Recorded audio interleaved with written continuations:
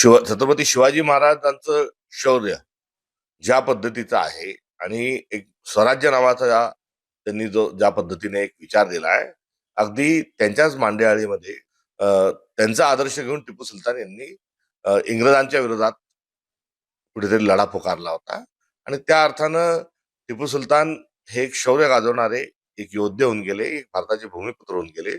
त्यांनी कधीही कुठल्याही विखारी विचारांना त्यांनी जवळ केलं नाही. तर एक शौर्याचं लक्षण म्हणून टिपू सुलतानांना आपण शिवाजी महाराजांच्या समकक्ष बघितलं पाहिजे. भाषण सपकाळ काँग्रेस प्रदेशाध्यक्षांनी ज्या पद्धतीनं ही भूमिका घेतली आहे त्याकडे तुम्ही कसं बघता?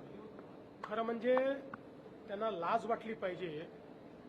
टिपू सुलतान सारख्या नराधमाची तुलना छत्रपती शिवरायांशी करण्याचं जे त्यांनी काम केलेलं आहे अतिशय निंदनीय आहे.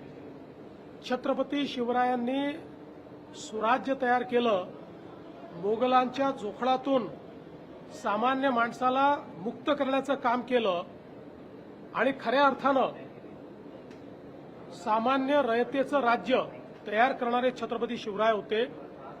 आणि त्याचवेळी हजारो लाखो हिंदूंची हत्या करणारा टिपू सुलतान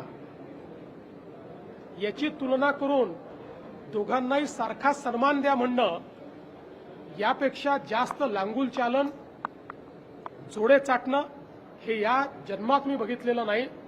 आम्ही हे बिलकुल सहन करणार नाही. टिपू सुलतान आणि छत्रपती शिवरायांची तुलना केली याबद्दल त्यांनी माफी मागितली पाहिजे.